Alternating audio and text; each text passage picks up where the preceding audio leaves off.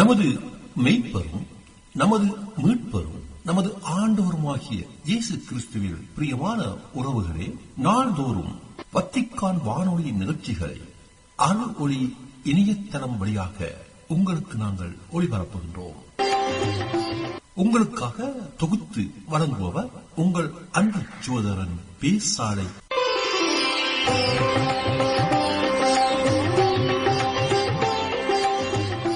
நமது மெய்ப்பரும் நமது மீட்பரும் நமது ஆண்டவருமாகிய இயேசு கிறிஸ்துவில் பிரியமான உறவுகளே, நாள்தோறும் வத்திக்கான் வானொலியின் நிகழ்ச்சிகளை அருள் ஒளி இணையதளம் வழியாக உங்களுக்கு நாங்கள் ஒளிபரப்புகின்றோம். உங்களுக்காக தொகுத்து வழங்குபவர் உங்கள் அன்பு சகோதரன் பேசாலை தாஸ்.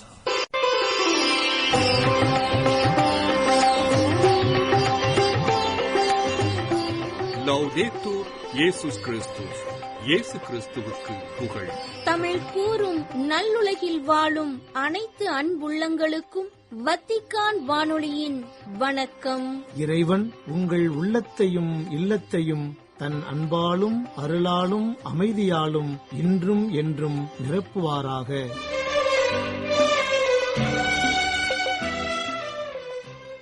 அன்பு நேயர்களே, வத்திக்கான் வானொலி இன்று உங்களுக்கு வழங்க இருப்பவை தடம் தந்த தகைமை மற்றும் பல் சுவை.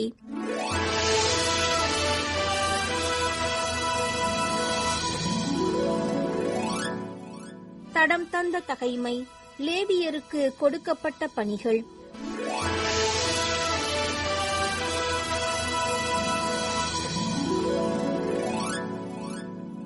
தங்கள் மூதாதையரின் குலங்களின்படியே மூதாதையர் குடும்ப தலைவர்களாயிருந்த லேவியரின் புதல்வர்கள் அனைவருக்கும் அவரவர் வயதிற்கேற்ப பணிகள் பிரித்தளிக்கப்பட்டன. 20 அதற்கு மேற்பட்ட வயதும் உடையவர்கள் தனித்தனியாக எண் வரிசைப்படியே பதிவு செய்யப்பட்டு ஆண்டவரின் திருக்கோவிலின் பணியோடு தொடர்பு கொண்ட வேலைகளை செய்ய வேண்டியவர்களாயினர். இஸ்ரேலின் கடவுளாகிய ஆண்டவர் தம் மக்களுக்கு அமைதி தந்து எருசலேமில் என்றும் குடியிருக்கிறார். அதுவுமன்றி லேவியர் திருக்கூடாரத்தையும் வழிபாட்டுக்கான அனைத்து களங்களையும் இனி சுமக்க வேண்டுவதில்லை என்று தாவீது அவர்களிடம் கூறினார். தாவீதின் இறுதி சொற்களின்படி லேவியருள் 20 அதற்கு மேற்பட்ட வயதினர் யாவரும் பதிவு செய்யப்பட்டனர்.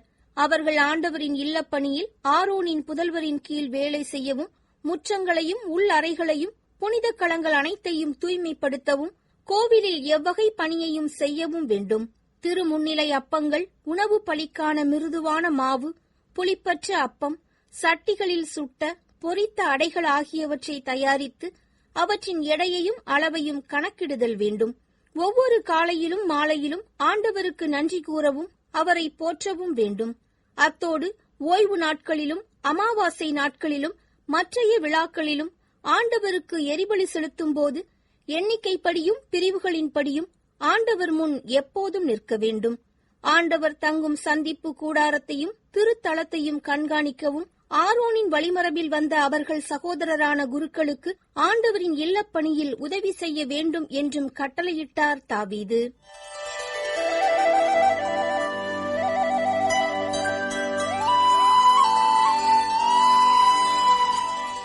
பல் சுவை.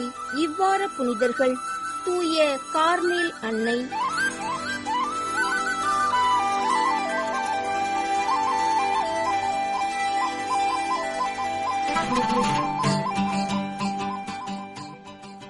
அன்பு நேயர்களே, பொது காலத்தின் 15ஆம் வாரத்தில் நுழைந்திருக்கும் நாம் இவ்வாரத்தில் இடம்பெறும் புனிதர்களான புனித கத்தேரி டெக்கக்விதா, புனித பொனவென்ச்சர், தூய கார்மேல் அன்னை, புனித அலெக்சிஸ், புனித மக்ரீனா, புனித அப்போலினாரிஸ் ஆகியோர் குறித்து இன்றைய நமது பல்சுவை. ஜூலை 14 புனித கத்தேரி டெக்கக்விதா.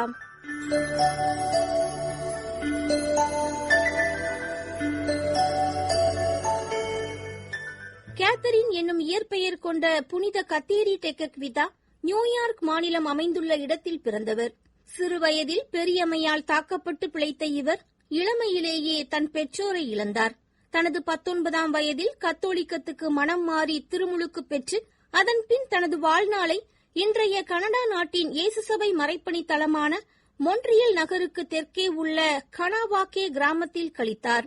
தனது 24 வயதில் கற்பு வார்த்தை பாட்டினை ஏற்று நல்லொழுக்கம், கற்பு நிலை, கடும் தவ முயற்சி போன்றவற்றினால் தன்னை அறிமுகப்படுத்தினார்.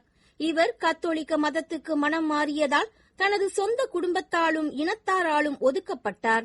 கத்தேரி சில சமயங்களில் 1000 முதல் 1200 தடவை தம்மை கசையால் அடித்துக் கொள்வார். நீண்ட உபவாசம் இருத்தல், கசையால் தம்மை அடித்துக் கொள்ளுதல், உடலை கீறிக் கொள்ளுதல், முட்படுக்கையில் படுத்தல், கனலால் தம்மை சுடுதல் என்று பல வகைகளில் ஒருத்தல் முயற்சிகளை மேற்கொண்டார். 1680ஆம் ஆண்டு இயேசுவின் பாடுகளை நினைவு கூறும் புனித வாரத்தின் போது கத்தேரியின் உடல்நிலை மிகவும் மோசமானதை அவருடைய நண்பர்கள் கண்டனர். இன்னும் ஒரு சில மணி நேரம் மட்டுமே அவர் உயிர் நீடிக்கும் என்று உணர்ந்த கிராம மக்கள் அனைவரும் கத்தேரியை சூழ்ந்து கூடினர். அருள் தந்தை கொலனெக் கத்தேரிக்கு இறுதிச் சடங்காகிய நோயில் பூசுதல் எனும் திருவருள் அடையாளத்தை வழங்கினார். அமெரிக்க முதற்குடி கிறிஸ்தவரான கத்தேரி டெக்கக் விடா எனும் புனிதர் தமது 24ஆம் வயதில் 1680ஆம் ஆண்டு ஏப்ரல் 17ஆம் நாள் பெரிய புதனன்று தமது தோழியான மேரி தெரசின் என்பவரின் மடியில் உயிர் துறந்தார். தாம் இறப்பதற்கு முன், இயேசுவே, மரியே, நான் உம்மை அன்பு செய்கிறேன் என்று கூறியபடியே தனது உயிரை விட்டார். கத்தேரியின் உயிர் பிரிந்ததும் அவரது உடலில் ஒரு மாற்றம் நிகழ்ந்ததை சூழ்ந்து நின்றோர் கண்டனர். தழும்புகளால் தடித்து போன கத்தேரியின் முகம் அவருடைய இறப்புக்கு பின் 1 மணி நேரத்தில் எழில் பொங்கும் ஒளி வீசியது. இவருக்கு திருத்தந்தை 2ஆம் ஜான் பால் 1980ஆம் ஆண்டு அருளாளர் பட்டமும், திருத்தந்தை 16ஆம் பெனடிக்ட் 2012ஆம் ஆண்டு புனிதர் பட்டமும் அளித்தார்.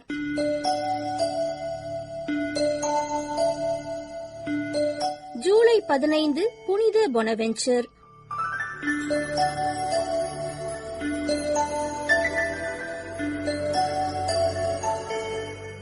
ஆயரும் கர்தினாலும் திரு அவையின் மறை வல்லுநருமான புனித பொனவென்ச்சர் அவர்கள் 1243ஆம் ஆண்டில் பிரான்சிஸ்கன் சபையில் சேர்ந்தபோது ஜொவானி திஃபிடான்சா என்ற தனது திருமுழுக்கு பெயரை பொனவென்ச்சர் என்று மாற்றிக்கொண்டார். பாரிக்கு சென்று இறையியல் பயின்று ஓர் ஆசிரியரான இவர் 1253ஆம் ஆண்டு பாரிஸில் உள்ள பள்ளியை தனது கண்காணிப்பில் எடுத்துக்கொண்டார். 4 ஆண்டுகளுக்கு பின் பொனவென்ச்சர் துறவற சபைக்கு தலைவரானார். 1257ஆம் ஆண்டு பொனவென்ச்சர் துறவற சபையானது எவ்வளவு விரைவாக வளர்ந்ததோ அவ்வளவு விரைவாக வீழ்ச்சியுற்றது. துறவிகளிடையே பிரிவினையை ஏற்படுத்தியது. ஒரு பிரிவினர் புனித பிரான்சிஸ் போன்று எளிமையான வாழ்வை குறிக்கோளாக எடுத்துக்கொண்டனர். மற்றவர்கள் பிரான்சிஸ்கன் உறுப்பினர் உலகியல் வாழ்வின் உறுப்பினராக இருந்த போதிலும் சபையை தோற்றுவித்தவரின் கொள்கைகளுக்கு உண்மை உள்ளவர்களாக இருக்கலாம் என்று கருதினர். 2 கொள்கைகளுக்கும் நடுவழியை தேர்ந்தெடுத்தார் பொனவென்ச்சர். ஒரு எளிமையான புனித வாழ்வு வாழ்ந்தார். சொத்துக்களை தனதாக்கிக் கொண்டு அறிவார்ந்த குறிக்கோளுடன் வாழலாம் என்று வாதிட்டார். கிறிஸ்தவர்கள் தங்களது நேர்மையான நடத்தையினாலும் ஜெபத்தினாலும் தங்களது ஆன்மாவை தூயதாக்கிக் கொள்ள வேண்டுமென்று விரும்பினார். ஜெபம் என்பது கடவுளுக்கும் மனிதருக்கும் இடையே ஒரு மெய் மறந்த உறவை ஏற்படுத்தும். 1265ஆம் ஆண்டு யார்க் நகரின் பேராயர் பதவியை நிராகரித்த பொனவென்ச்சர் 8 வருடங்களுக்கு பின்னர் அல்பேனோவின் ஆயர் கர்தினால் பதவியை ஏற்றுக்கொண்டார். மாறுபட்ட கருத்துள்ள மறையியலாளர்களிடையே ஒற்றுமையை ஏற்படுத்த போராடிய பொனவென்ச்சர் ஜூலை 15ஆம் நாள் லாயன்ஸ், ஜூலை 16 தூய கார்மேல் அன்னை.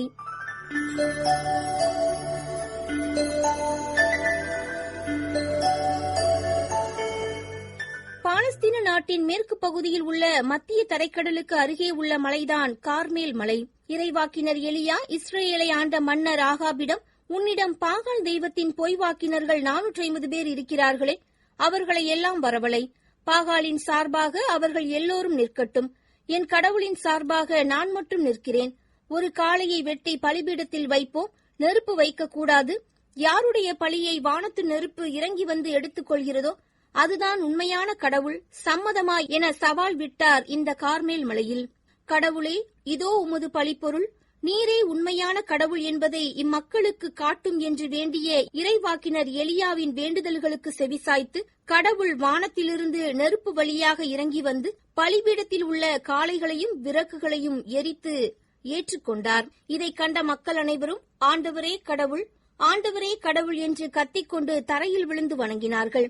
பாகாலின் போலி இறைவாக்கினர்கள் பயந்து நடுங்கி ஓட மக்கள் அவர்களை துரத்தி பிடித்து எலியாவிடம் ஒப்படைத்தனர்.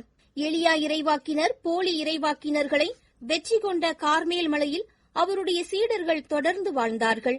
அவர்களே பின்னாளில் கார்மலைட்ஸ் என அழைக்கப்பட்டார்கள்.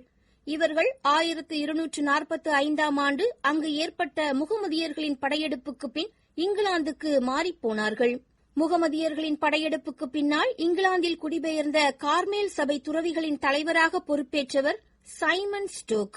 இவர் சபை தலைவராக பொறுப்பேற்ற பிறகு நிறைய பிரச்சனைகளை சந்திக்க வேண்டியதாயிருந்தது. அப்படிப்பட்ட தருணத்தில் 1251 ஆண்டு ஜூலை 16 நாள் சைமன் ஸ்டோக் மரியன்னைக்கு முன்பாக வேண்டிக் கொண்டிருந்தார். அப்போது மரியன்னை அவருக்கு காட்சி கொடுத்து அவரை தேற்றினார். அது மட்டுமல்லாது கருநிறத்தில் இருந்த உத்தரிக்கத்தை அவரிடம் கொடுத்து, இதை அணிந்துகொள், இதை அணிந்து கொள்வோரை இடர்களிலிருந்தும் நரக தண்டனையிலிருந்தும் காப்பாற்றி அமைதி தருவேன் என்று சொல்லிவிட்டு மறைந்து போனார்.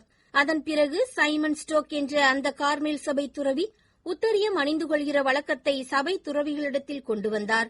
அது இன்றைக்கு படிப்படியாக வளர்ந்து பொதுமக்களும் அணிந்து கொள்ளும் அளவுக்கு வந்துவிட்டது. ஜூலை 17 ரோம் நாட்டின் புனித அலெக்சிஸ்.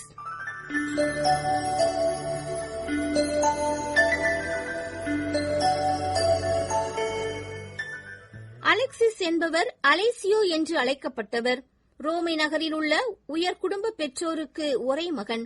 சிறு வயதிலிருந்தே அலெக்சிஸ் மதப்பற்று மிக்கவராக இருந்தார். ஓர் அரசிலம் குமரிக்கு திருமணம் நிச்சயிக்கப்பட்டு அவரை ஆடம்பரமாக திருமணமும் செய்து கொண்டார். திருமணம் நடைபெற்ற அந்த இரவில் அலெக்ஸின் மனைவி அவரை விடுவிக்க மனமிசைந்து ரகசியமாக தனது தந்தை வீட்டிலிருந்து விடுவித்துக் கொண்டு சிரியாவுக்கு கால்நடையாக அனுப்பி வைத்தார். அங்கு குடியேறிய அவர் ஒரு பிச்சைக்காரராக எடிசா மாதா கோவில் அருகில் 17 ஆண்டுகள் வாழ்ந்து வந்தார். இதற்கிடையில் அலெக்சிஸின் பெற்றோரின் பணியாளர்கள் அவரை தேடி சிரியாவுக்கு வர அலெக்சிஸை அடையாளம் அவர்களால் கண்டுகொள்ள முடியவில்லை. அவரை பிச்சைக்காரன் என்றெண்ணி அவருக்கு பிச்சை போட்ட பணியாளர்கள் அவரை அடையாளம் கண்டுகொள்ளாது ஊர் திரும்பினர். கன்னிமரியா அலெக்ஸுக்கு காட்சி தந்து அதிசயமாக அவரிடம் பேசியதையும் அவரை கடவுளின் மனிதர் என்று அழைத்ததையும் கண்டு அலெக்சிஸ் எல்லோருக்கும் தெரிந்த மனிதராக மாறினார். அதன்பின் ரோம் நகரை வந்தடைந்த அலெக்சிஸ் 17 ஆண்டுகள் வீடின்றி படிக்கட்டுகளின் கீழ் படுத்துறங்க அனுமதி அளிக்கப்பட்டு ஜெபிப்பதையும் குழந்தைகளுக்கு மறைக்கல்வி கற்றுக் கொடுப்பதையும் தனது வாழ்வாக வாழ்ந்து வந்தார்.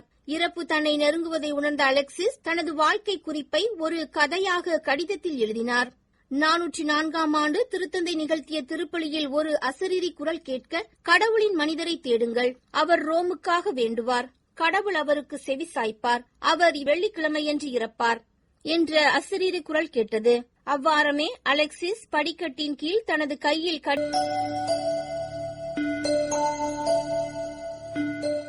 ஜூலை 19 புனித மக்ரீனா.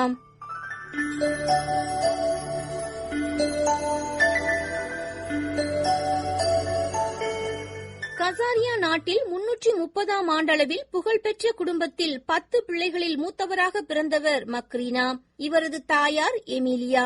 இவருக்கு திருமறை நூல் வாசிப்பதிலும் வீட்டுப் பணிகளை மேற்கொள்வதிலும் இவரது தாயார் இவரை பயிற்றுவித்திருந்தார். இவரது 12ஆம் வயதில் மக்ரீனாவுக்கு திருமண ஒப்பந்தம் நடைபெற்றது. திருமணத்திற்கு முன் மன உறுதி செய்யப்பட்ட மணமகன் இறந்து போகவே பொருத்தமான வேறு ஒருவரை மணமுடிக்க மனமில்லாமல் தனது வாழ்வை கடவுளுக்கு அர்ப்பணித்தார். சின்னஞ்சிறு குழந்தைகளுக்கு பாடம் கற்பித்து வந்த இவர் தனித்துவம் மிக்க கிறிஸ்தவ குடும்பத்திற்கு மக்ரீனா ஆன்மீக தலைவியாக திகழ்ந்தார். செல்வாக்கு மிக்க ஆயர்களாக விளங்கிய இவரது சகோதரர்களான பேசில், கிரகோரி, பீட்டர் ஆகியோர் பின்னர் புனிதர்களாக அறிவிக்கப்பட்டனர். மக்ரீனாவின் தந்தை இறந்தபோது தனது தாயாரும் மக்ரீனா போந்தஸ் என்னுமிடத்தில் உள்ள இவரது தோட்டம் உள்ளடங்கிய வீட்டில் குடியேறினார். இவர்களுடன் வேறு ஏழை பெண்களும் தங்கியிருக்க அவர்களுக்கு உணவு உடைகள் வழங்கி ஆதரித்து வந்தார் மக்ரீனா. தாய் எமிலியா இறந்த பின்னர் குடும்ப சொத்தில் மிச்சமிருந்ததை விற்று அந்த பணத்தை ஏழைகளுக்கு கொடுத்துவிட்டு தனது சொந்த உழைப்பில் வாழ்ந்து வந்தார். ஜெபம், தியானம், கடுந்தவம் கொண்ட வாழ்வை வாழ்ந்து வந்த அவர் தன்னுடன் இருந்த ஏழை பெண்களை தனது உடன் சகோதரிகளாக மதித்து வாழ்ந்தார்.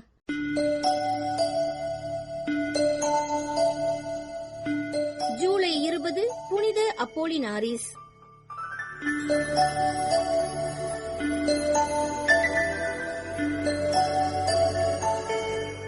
துருக்கி நாட்டில் பிரிஜியா மாநிலத்திற்கு ஆயராக தேர்ந்தெடுக்கப்பட்ட புனித அப்போலினாரிஸ் கிறிஸ்துவை அந்நாட்டில் பரப்ப பெரும் பாடுபட்டார். அந்நாட்டு அரசன் மார்க்ஸ் அவுரேலியஸ் என்பவரால் பல துன்பங்களை அனுபவித்தார். ஆனால் ஆயர் தன்னுடைய ஜெபத்தால் அரசனை வென்றார். ஆயரின் சொல்படி நடந்த அரசன் திரு அவைக்காக பல உதவிகளை செய்தான். கிறிஸ்தவர்களுக்கு தேவையான எல்லாவற்றையும் செய்து கொடுத்தான். நாளடைவில் மார்க்ஸ் கிறிஸ்தவர்களின் நண்பன் என்ற பெயரை பெற்றான். அப்போலினாரிஸிடமிருந்து பல விசுவாச போதனைகளை கற்றுக்கொண்ட மன்னன் நாட்டில் கிறிஸ்தவத்தை நிலைநாட்டினார். தனது நாட்டில் கிறிஸ்தவத்தை நிலைநிறுத்த உதவிய ஆயர் அப்போலினாரிஸ் அவர்களை வீரம் கொண்ட விசுவாச தந்தை என்ற பெயரில் அழைத்தார். கிறிஸ்தவர்களின் முன்னேற்றத்திற்காக ஆயருக்கு அரசர் உதவியதால் அரசனின் எதிரிகளால் ஆயர் தாக்கப்பட்டார். அரசன் நிறைவேற்றிய சட்டங்கள் பல கிறிஸ்தவர்களுக்கு சாதகமாக இருந்ததால் அரசனும் அவமானத்திற்குள்ளாக்கப்பட்டான்.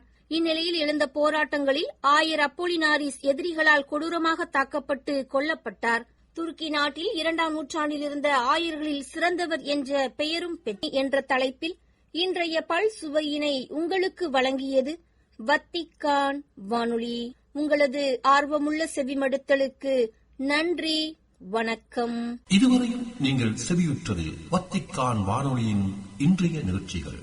மீண்டும் மற்றொரு வத்திக்கான் வானொலி நிகழ்ச்சியில் உங்கள் அனைவரையும் சந்திக்கும் வரை அன்பு விடைபெற்றுச் செல்வது உங்கள் அன்பின் பேசாலை தாஸ்.